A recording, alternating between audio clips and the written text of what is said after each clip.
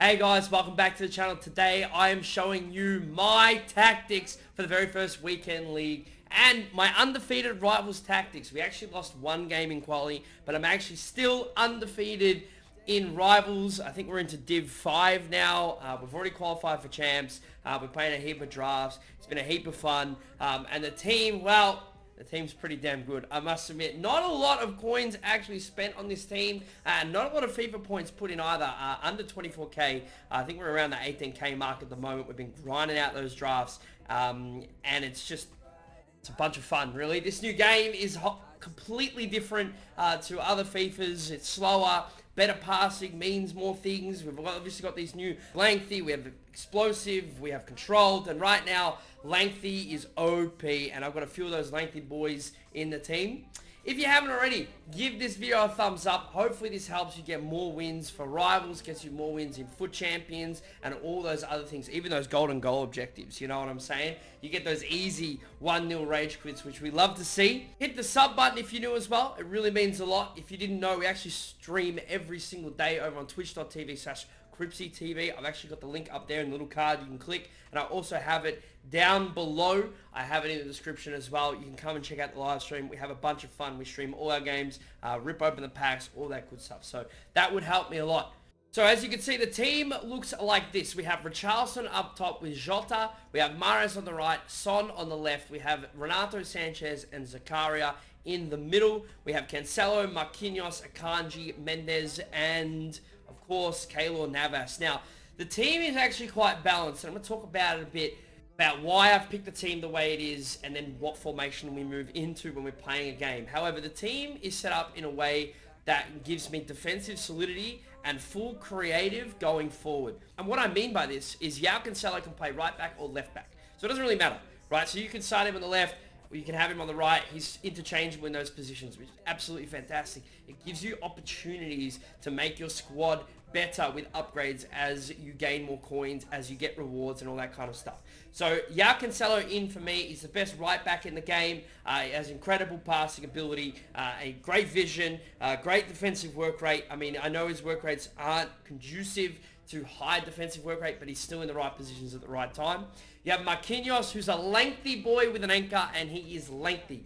Girthy, alright, he's fantastic, and more about this lengthy stuff will come out as people deep dive into it, but it's very OP, especially in defense, and I highly recommend you get a lengthy player or convert your defenders into lengthy defenders. Akanji is the same.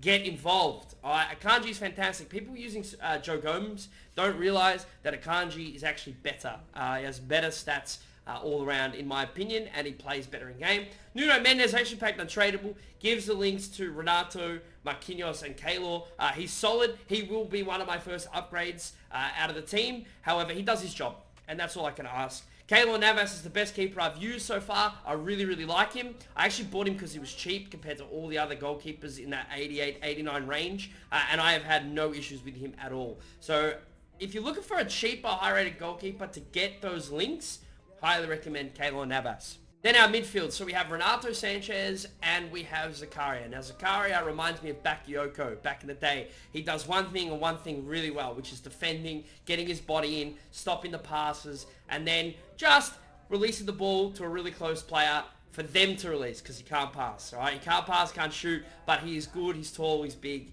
Highly recommend.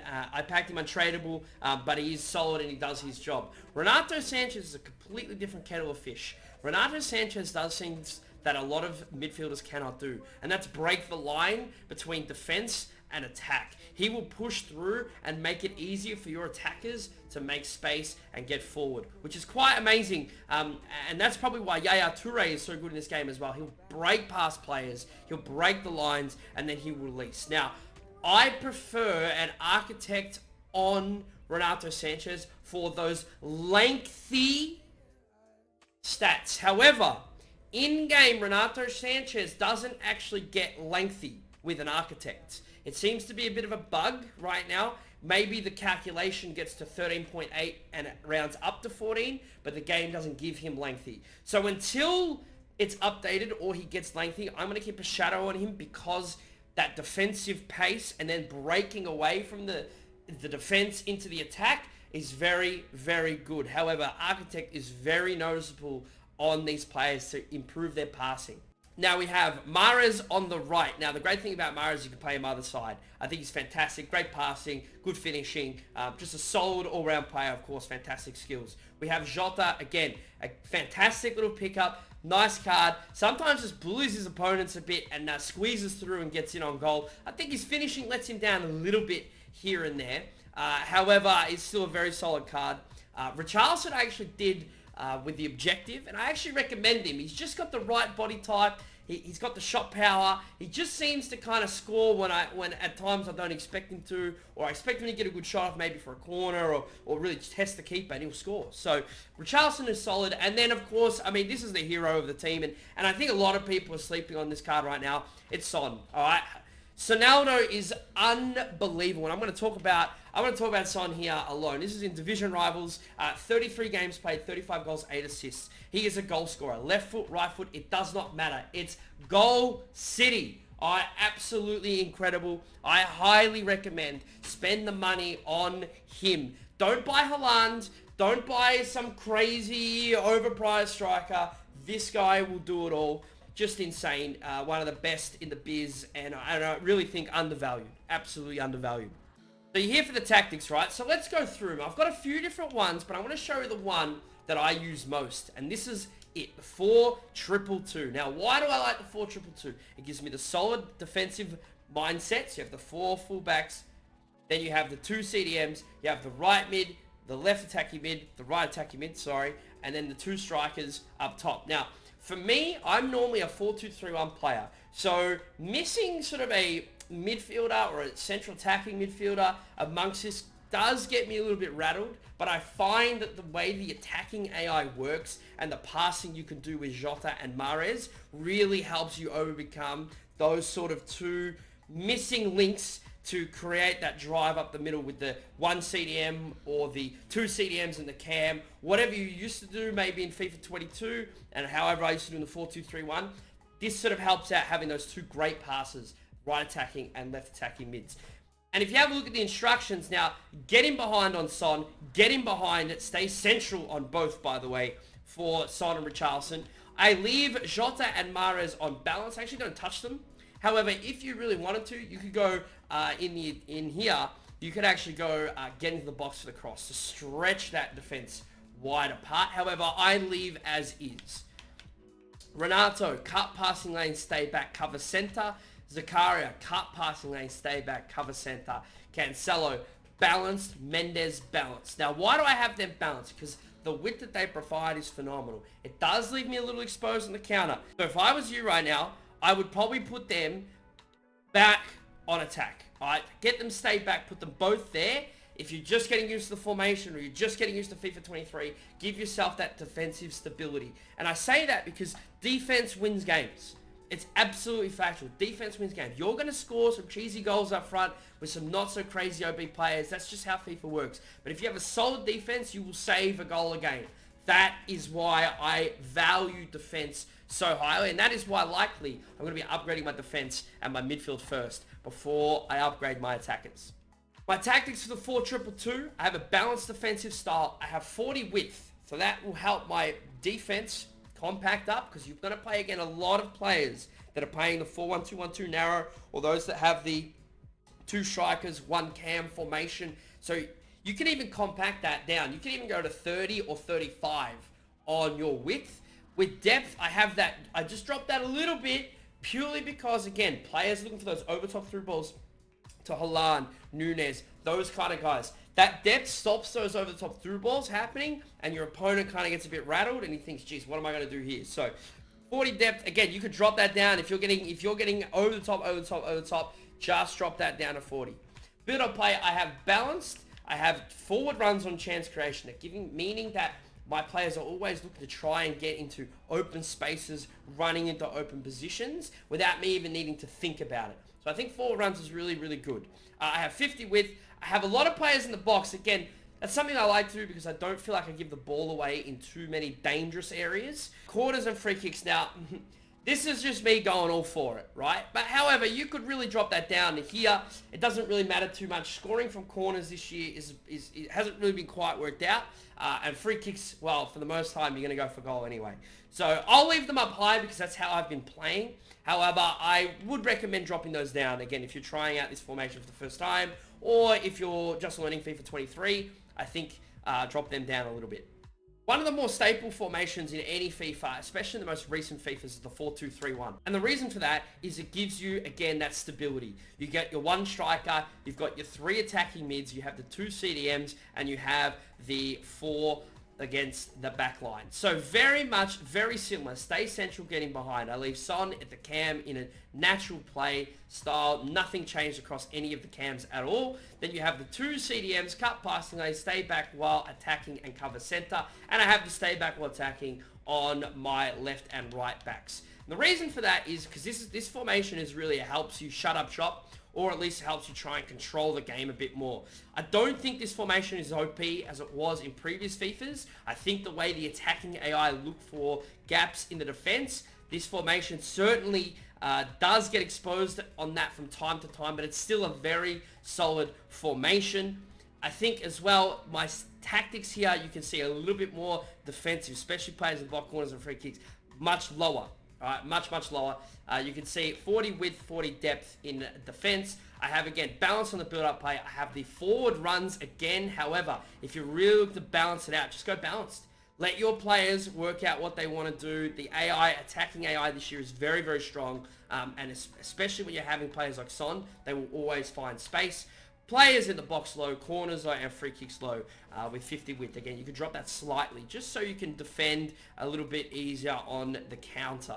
A formation that I found really useful transitioning from the 4-2-3-1 to the 4-2-2-2 is actually the 4-3-3-4. So this formation gives you 2 wingers, it gives you a cam, and it gives you 2 CMs and then your back 4. So it does give you that width that the 4-2-2 provides with your 2 right attacking mid, left attacking mid, but it gives you that central player. So I will play this formation when I'm looking for a goal, looking to be a bit more aggressive, because obviously you don't have 2 CDMs, you have 2 CMs.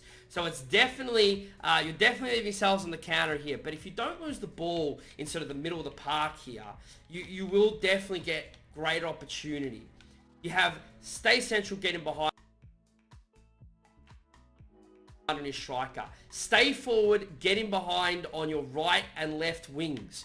Then Son is balanced. Again, you could leave that on stay forward if you want to, but Son, I find, is just really good with his own runs. Zakaria, stay back while attacking, cover center. Renato, stay back attacking while cover center. And then you have your left and right backs on stay back while attacking, which you need to do for a formation like this because you will get hammered on the counter attack. That is bound to happen. Again, 40-40, balanced, forward runs with 50. It's all pretty similar across the board. Again, that forward runs tactic is very OP. I highly recommend, again, just trying to keep that width and that depth a little lower so that you've got the opportunity to defend against those pacey, lengthy strikers that you're coming up against. Now, I haven't had too many times where I've needed to shut up shop and sort of tighten up. All right, it's not Fergie time for my opponent. But if I was, this is what I'd be running. It's the 4-3-3-3. Now, why am I running the 4-3-3? Because it gives you, again, the back 4. You get 2 CDMs, so the player's natural positioning is deeper. You get a center mid instead of a cam, so they're going to come back and help. And then you have your left wing, your right wing, and your striker out there on their own. However, it's all about the instructions. Come back on defense for your left and right wings. So that means they're going to drop back for a pass. They're going to sit in deep. So you're essentially going to be playing a 4-4-1-1. That's how it's going to sit. So you're going to really shut shop and you're going to have players really parking it in there. Richarlison balanced. Richarlison might come back, help out. Son balanced again. Have him on cover wing, but again, you could go cover center on that one. You have the 2 CDMs, cut passing lanes, stay back while having cover center, and you have Renato Sanchez, cut passing lanes, stay back while attacking, cover center. You have Nuno Mendes, and then you have Cancelo, again, stay back. And the tactics, 40-40, 50, 3-1-1, because you don't want to get hit on the counter if you happen to get a corner or a player or a free kick or anything like that. This is where You want to make sure you don't get hit on the counter. Balanced across the board. However, you could very easily go possession on this one, just so you've always got a passing option, safe passing option. However, just keep in mind, in this game, dribbling is a little bit hard, especially with these low-rated goal players or players that don't have these high dribbling stats. So keep in mind, when playing possession and you're trying to do quick passing, you will mess up the ball. It will go not where you want it to go. That's just a fact. You may be wondering about my substitutes, and I have a few different substitutes on the bench depending on what I do. So when I'm playing the 4-2-2, I have Mahrez and Jota on that right attacking mid, left attacking mid. I'll bring Leao in, I'll bring Insigne on automatically. So they'll come in at about the 65th minute or so, and Leao is just a beast. I can't explain to you how Leao does it. He's just one of the best cards in the game. Look at this. Look at these numbers off the bench. 29 games, 16 goals, 14 assists. He has single-handedly put games to bed for me. Don't worry about the work rates. He's incredible. 4-star, 4-star. I don't get it. He's just a freak, and I highly recommend that you get him as a super sub. He's just got a team of the week. Hopefully you get him as a red, get him as a super sub. I want him as a red. I've got Reece James at the moment. He can play midfield. He can play right back. He can sort of cover all kind of positions that you need, and have Cuadrado as well. He does replace Mendes. Just for that higher pace, and his positioning is usually quite good. And Guedes is just a bit of a, just a little bit of a, if I'm really throwing things to the wind. And don't forget, you have 5 subs this FIFA. Use them. It makes a huge difference using all 5 subs compared to your opponent who might use just 1 or 2. Sometimes they don't even make a single substitution. Those fresh legs, those different dynamics, those different runs they make, all make a huge difference to how games can play out. Remember, after 90 minutes, if it is a draw, you will get an extra substitute as well. I haven't put a 6th substitute on my bench yet. However, if I did, I'll probably put Nabry or something like that. Again, just use every little bit of knowledge, and every opportunity you have to get a 1-up on your opponent is so very important in this game. So for my upgrades, I'm going to look at a few different things. First of all, I'm looking at replacing Akanji and Nunez as soon as possible. And again, it's not that they're bad, it's just they're getting exposed when coming against those higher players with those higher dribbling stats. So for me, I'm going to be looking at probably getting Thiago Silva, and then moving Cancelo's side from the right to the left and getting Kyle Walker. That'll really solidify the defense. That is something I'm working on. I'm looking at bringing potentially a Mascherano in that midfield for either Renato or Zakaria. At this stage, it's probably going to be Zakaria. That is probably a player that I think Mascherano's World Cup card could really fit in right there. Or I should say his hero card, sorry. I think he's really quick, he's really agile, he can pass. He's got all those kind of traits that Zakaria needs when transitioning from the defense to the attack. And probably in the forward half, I'm probably looking at maybe replacing Richarlison sooner. Again, I don't have any sort of desperate need to replace him yet. I'm sure after this weekend, I'll probably be a bit pissed off by it. And I'll probably want to get Diego Forlan in. I think he's an incredible card, and I'd love to get that card in. Give me World Cup vibes all over again. 2010 World Cup, incredible. Forlan to get him in. Some of those heroes this year are incredible. I highly recommend some of those mid-tier ones. Those ones between the 200 300 range are absolutely fantastic. If you like the video, or if you're going to use these tactics for this weekend league or the weekend leagues coming up, make sure you give it a thumbs up. Let me know in the comments how you're going. Let me know if it helped you improve your gameplay and your win record. I hope it does. It did for me. It took a little bit of fiddling, but we got there. If you haven't already, please hit the sub button. It's absolutely free to sub here on YouTube. Just click the button. Helps me out massively.